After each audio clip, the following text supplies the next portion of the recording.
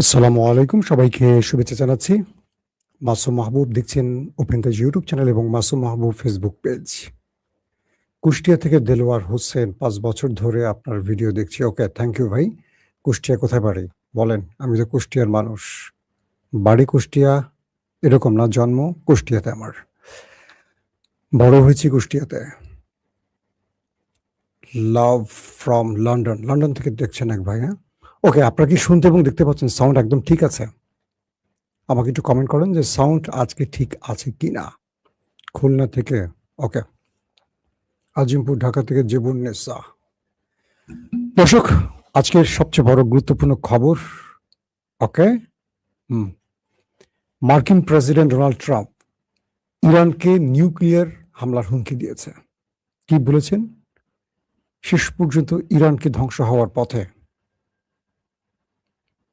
আর ইরানের একটি official statement না পেলেও কিছু আনঅফিসিয়াল স্টেটমেন্ট এসছে এরকম। কি হয়েছিল রাতে ইরানের সাথে আমেরিকার? ইরান একটা বড় বিপদ থেকে কি করে বেঁচে গেছে? মার্কিন যুক্তরাষ্ট্র ইরানকে আলোচনার নাম করে সামনে দৃশ্যপটে দেখাচ্ছে একটা, আর আড়ালে করছে আরেকটা। গভীর রাতে, অর্থাৎ রাত 12টা থেকে 1টার মধ্যে মার্কিন যুক্তরাষ্ট্রের 4টি ডিস্ট্রয়ার, ওয়ারশিপ, যুদ্ধ জাহাজ হরমুজে প্রবেশ করে। টার্গেট হঠাৎ করে ইরানকে আক্রমণ করে হরমুজ প্রণালী দখল করবে। ইরানের 3টি পয়েন্টে সিরিজ বড় রকম হামলা করে, স্ট্রাইক চালায় আমেরিকা। বন্দর আব্বাস, হরমুজ প্রণালী এবং আরেকটি জায়গায়। ইরান তার হাত ট্রিগারে নিয়ে বসেছিল, কারণ ইরান আমেরিকার সম্পর্কে সবচেয়ে বেশি অবগত। যদি বলা হয় আমেরিকাকে হারে হারে চেনে কে, একটি দেশের নাম যদি বলতে হয় সেটার নাম ইরান। যদি 10টি দেশের নাম বলা হয় তাহলে সবার আগে ইরান। বুঝতে পারছেন? ডোনাল্ড ট্রাম্প তিনি ইরানকে বিভিন্ন রকম আলোচনার টেবিলে রাখছেন প্রতিদিনই। আজকে একটা, কালকে একটা, সোশ্যাল মিডিয়ায় বড় বড় কথা বলছেন, কিন্তু আলোচনার টেবিলে রাখছেন যাতে ইরান একটু ঘুমিয়ে পড়ে বা ইরান একটু শান্তিতে বিশ্রাম নিতে পারে, কারণ ওই সময়টিতেই অ্যাটাক করবে। মুসলিম হিস্ট্রি যারা পড়েছেন কম বেশি তারা জানবেন যে মুসলমানদের সাথে সেই বদর, ওহুদ, খন্দক থেকে শুরু করে আজ অবধি ওই বিশ্বাসঘাতকরা পেছন থেকে এভাবেই কাজ করতে চায়। সেটা অটোমান বলেন, ওসমানী বলেন, উমাইয়া বলেন, সেলজুক বলেন, হ্যাঁ, যত সাম্রাজ্য আছে দেখবেন ওরা এই কাজটি করে। কিন্তু মুসলমানরা যারা ইমানের শক্তিতে বলিয়ান তারা কখনো হাত ট্রিগার থেকে সরায় না। তো ইরানের গুরুত্বপূর্ণ কয়েকটি স্থানে অ্যাটাক করে, হরমুজ দখলের চেষ্টা করে। ইরান তখন সঙ্গে সঙ্গে পাল্টা প্রতিরোধ করে, অর্থাৎ ইরানকে অ্যাটাক করে যখন দুর্বল করবে এইরকম একটি অবস্থা, ইরান সেখান থেকে অল্প সময়ের মধ্যে ঘুরে দাঁড়ায়। ইরান বলছে পৃথিবী হয়তো জানছে না, কে বলছে? ইরান। আসলে কি হয়েছিল সেই রাতে? ইরান বলছে রাত 1টা থেকে ভোর 6টা পর্যন্ত আমেরিকার সাথে ইরান লড়াই করেছে। রাত 1টা থেকে ভোর 6টা পর্যন্ত, এই গভীর রাতে এবং রাত থেকে ভোর হয়ে যায়, আমেরিকার প্রত্যেকটি অ্যাটাককে মোকাবেলা করে পাল্টা অ্যাটাক ইরান করেছে। শেষ পর্যন্ত মার্কিন যুদ্ধ জাহাজে যখন আগুন ধরে যায় তখন সেখান থেকে মার্কিন নেভি পালিয়ে যায়। অর্থাৎ ইরানের বড় ক্ষতির হাত থেকে ইরান নিজেকে রক্ষা করতে পেরেছে। এরপর ইরান বলছে যে আমাদেরকে ওরা আলোচনার টেবিলে ডাকে, আবার নীরবে বিশ্বাসঘাতকের মতো পেছন থেকে ছুরি মারতে চায়। এরপর ট্রাম্প বুঝতে পারছেন যে না, ইরানকে আর দুর্বল করা যাবে না। একদিকে ইসরায়েল, আরব আমিরাত সহ কয়েকটি দেশের চাপ আছে ইরানের, যে কোনোভাবে ইরানকে দুর্বল করতে হবে, নতুবা ইরান আমেরিকাকে অ্যাটাক করে বা এই লম্বা যুদ্ধ চালিয়ে যে শক্তি সঞ্চয় করেছে এবং আমেরিকাকে যেভাবে চোখে চোখ রেখে কথা বলছে, উল্টো আমেরিকা অপেক্ষায় থাকে ইরান কবে তার রেড ফোনে ফোনটা করবে। আমেরিকার প্রেসিডেন্ট ডোনাল্ড ট্রাম্প তার প্রতিনিধিকে কোট টাইট শুট পরিয়ে রেডি করে বসে রাখেন ইরান কখন ডাকবে। তার মানে সবকিছু ইরানের উপর ডিপেন্ড করছে, আমেরিকার উপর ডিপেন্ড করছে না। ধরেন একটা বাংলাদেশ দিয়ে উদাহরণ দিই, বাংলাদেশে যদি কখনো আমেরিকা একজন ছোট্ট আন্ডার সেক্রেটারি, মামুলি একজন সহকারী সচিব হোক, উপসচিব হোক কিংবা যুগ্ম সচিব একটা টেলিফোন করে বলে আমরা বাংলাদেশে অমুক দলের ক্ষমতা দেখতে চাই না, পরের দিনে দেখবে সেনাকু হয়ে গেছে। অর্থাৎ আমেরিকার এত মামুলি একজন কর্তা যদি ফোন করে, বাংলাদেশে 111 ঘটে যায়, বাংলাদেশে বহু কিছু ঘটে যায়। আমেরিকাতে একটি সাইফারের ঘটনা, একটি রাষ্ট্রীয় চিঠির ঘটনায় আপনারা দেখেছেন একজন আন্ডার সেক্রেটারি, মামুলি সেক্রেটারি, তার এক ধমকিতে ইমরান খানের মসনদ পড়ে গেছে। কামার জাভেদ বাজওয়া দখল করে ফেলেছে মসনদ, সেখানে পিডিএম কে বসিয়েছে একটা ষড়যন্ত্রের মাধ্যমে। কিন্তু ইরান কি হচ্ছে, যেখানে ট্রাম্প প্রতিদিন একটা করে ধমক দিচ্ছে, ধ্বংস করে ফেলবো, মানচিত্র থেকে মুছে ফেলবো, হ্যাঁ পাথরের যুগে পাঠিয়ে দেবো, পুরো রেজিম শেষ করে ফেলবো, নানান রকম হুমকি দিচ্ছে, কিন্তু ইরান তোয়াক্কাই করছে না, পাত্তাই দিচ্ছে না ট্রাম্পকে, একেবারে ডাইরেক্ট বলছে যে পাত্তাই দিচ্ছে না। তো যখনই এই লড়াইটা ইরান পুরোপুরি আমেরিকাকে পরাজিত করে ফেলেছে, রাত 1টা থেকে ভোর 6টা পর্যন্ত এই লড়াইটা, তখন আমেরিকা সত্যিকার অর্থে বুঝে গেছে ইরানকে আর হারানো যাবে না। ইরান তার শক্তিমত্তা বা প্রজ্ঞা বা তার কৌশল আমেরিকাকে পরাজিত করার মতো সক্ষমতা রাখে। ইরানের হয়তো আমেরিকার মতো আধুনিক অস্ত্র নেই, F-35 নেই, প্যাট্রিয়ট নেই, থার্ড নেই, কিন্তু ইরানের কৌশলে এখন পর্যন্ত ইরানকে আমেরিকার বিরুদ্ধে বিজেতা হিসেবে দাঁড় করিয়ে রেখেছে, বিজয়ের আসনে বসিয়ে রেখেছে। আমি বলছি না, এটা পৃথিবী বিখ্যাত বড় বড় গবেষকরা বলছেন। এখন এরপর কি হয়েছে আসেন আমরা সেই দিকে যাই। এই লড়াইতে ইরান আমেরিকার 4টি জাহাজ ক্ষতিগ্রস্ত করেছে, আগুন ধরে গেছে, যদিও আমেরিকা স্বীকার করছে না, কিন্তু ইরান সেটা প্রমাণ দিয়েছে। নাম্বার 2, বলা হচ্ছে যে ইরান এই সময় 8টি ক্রুজ মিসাইল ব্যবহার করেছে এবং 14টির অধিক ড্রোন ব্যবহার করেছে। আর আমেরিকা 3টি শহরে ভয়াবহ বিস্ফোরণ ঘটিয়েছে।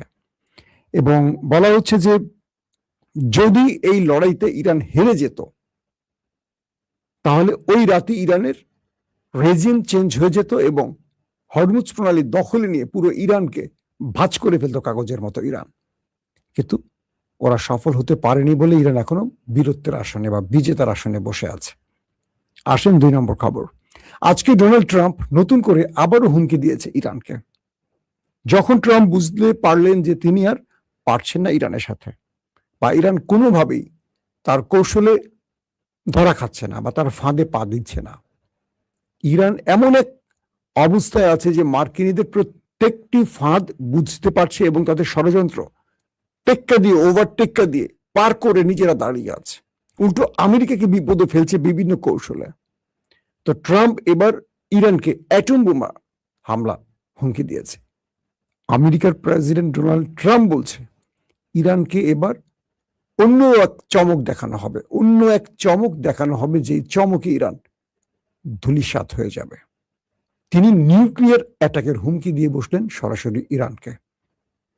ইরান বলছে, মিস্টার প্রেসিডেন্ট ট্রাম্প, আপনার যা খুশি করতে পারেন, আপনার এমন ধমকে ইরান তার জায়গা থেকে একচুল নড়বে না। আমরা যে শর্তগুলো আপনাদের দিয়েছি, এই শর্ত থেকে আমরা সরব না। আপনার সাথে আমাদের সব রকম আলোচনা হবে, বাট নিউক্লিয়ার ইস্যুতে আমরা সিদ্ধান্ত পরিবর্তন করব না। ওই যে বললাম, মুস্তফা খামেনি তার বাবার মতো লম্বা সময় ক্ষমতায় ছিলেন না। আমি যদি বলি যে আয়াতুল্লাহ আলী খামেনি তার সারা জীবনে 100টা ভালো মন্দ কাজের মধ্যে 99টা ভালো কাজ করেছেন, কিন্তু একটি ভুল সিদ্ধান্ত নিয়েছেন তার জীবনে, আর সেটা কি, তিনি ইরানে ফতোয়া দিয়ে নিউক্লিয়ারকে হারাম ঘোষণা করেছেন। কেন? এই নিউক্লিয়ার মানব ধ্বংসী বা মানব বিধ্বংসী একটি বোমা, পারমাণবিক বোমা, যেটা লক্ষ লক্ষ মানুষকে একসঙ্গে ধ্বংস করে ফেলে। তাই ইরানের মধ্যে তিনি এটাকে মাসালা দিয়ে হারাম ঘোষণা করেছিলেন, যে কারণে ইরান কখনো নিউক্লিয়ার তৈরি করেনি, যার ফলশ্রুতিতে আজকে আমেরিকা, ইসরায়েল ইরানে হামলার সুযোগ পেয়েছে। তারই ছেলে মুস্তফা খামেনি তিনি এসেই বলেছেন যে আজকে যদি আমাদের নিউক্লিয়ার থাকতো তাহলে আমেরিকা বা ইসরায়েল আমাদের হামলার সুযোগ পেত না। যেমন উত্তর কোরিয়ার সাথে এত উত্তপ্ত বাক্য বিনিময় হয় আমেরিকার, কিন্তু উত্তর কোরিয়া একটা টোকাও মারে না আমেরিকা, কারণ তার কাছে লং রেঞ্জ মিসাইল আছে, তার কাছে পারমাণবিক আছে, হরেক রকমের মিসাইল আছে এবং হরেক ওয়ারহেড আছে, পাশাপাশি নিউক্লিয়ার আছে। এক নিউক্লিয়ারের জন্য উত্তর কোরিয়ার সাথে কখনো পাঙ্গা নেয় না। তো ইরান এখন এই নিউক্লিয়ার যেটা তাদের কাছে সমৃদ্ধকরণ আছে, প্রায় 60% ইউরেনিয়াম সমৃদ্ধ করা আছে, এটি 90% হলে একটি পারমাণবিক বোমা তৈরি করা যায়। তো বিশেষজ্ঞরা বলছেন যে ইরান এই যুদ্ধের মধ্যেই তার আন্ডারগ্রাউন্ডে বসে হয়তো নিউক্লিয়ার তৈরির চূড়ান্ত সিদ্ধান্তে আছে। এখন এখানে দুরকম তথ্য পাওয়া যায়। এক, হয় ইরান তৈরি করে ফেলেছে, এই জন্য ইরান আমেরিকাকে তোয়াক্কা করছে না, কারণ যখনই আমেরিকা নিউক্লিয়ার অ্যাটাকের চূড়ান্ত সিদ্ধান্ত নেবে ইরান জানবে, দেখা যাবে সেই দিন ইরান রাতে কোনো একটি জায়গায় নিউক্লিয়ার অ্যাটাক মানে পরীক্ষা চালিয়ে বসবে।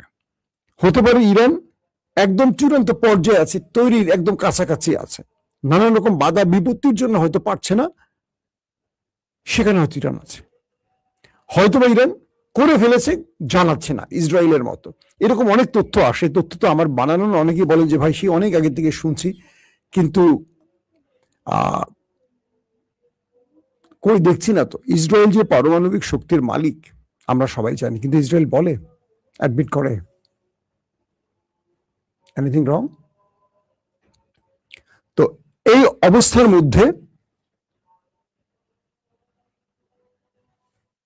ভাই ভারত বাংলাদেশের উপর দিয়ে মিসাইল ছুড়েছে 8-5-26। হ্যাঁ, এটা নিয়ে আজকে আমি খবর দিয়েছি, আপনারা দেখেছেন কিনা একটু ভালো করে চেক করবেন। দুপুরের দিকে আমি একটি খবর দিয়েছি, আপনারা হয়তো মিস করেছেন। তো এই পর্যায়ে এসে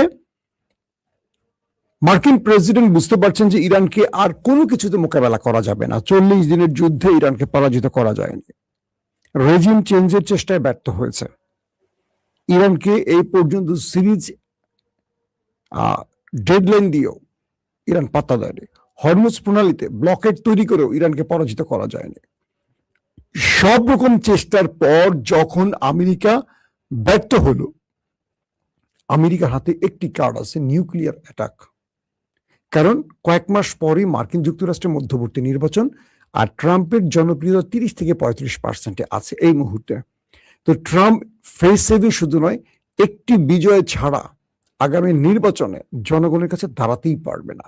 স্বয়ং তার দল রিপাবলিকান শিবিরে তার জনপ্রিয়তা 35%-32% এসে দাঁড়িয়েছে। এখন ট্রাম্প এই একটা অবস্থায় আছে। পাশাপাশি ট্রাম্পের মূল পরিকল্পনাটা কি? ইসরায়েল বারবারই চাপ দিচ্ছে ট্রাম্পকে, একটা নিউক্লিয়ার অ্যাটাক করে বসেন, একটা নিউক্লিয়ার অ্যাটাক করেন। অর্থাৎ ইসরায়েল প্রতি মুহূর্তে আমেরিকাকে চাপ দিচ্ছেন। ইসরায়েল আমেরিকাকে নতুন যে বুদ্ধিটা দিয়েছে সেটা হলো, আপনি ইরানের মধ্যে একটা বড় অ্যাটাক করেন, নিউক্লিয়ার অ্যাটাক চালান, পুরো ইরানিরা রাস্তায় নেমে আসবে। এই সময়টাতেই সরকার বিরোধীরা রাস্তায় নেমে আসবে এবং ইরানের রেজিম চেঞ্জ ঘটানোর জন্য তারা কাজ শুরু করবে।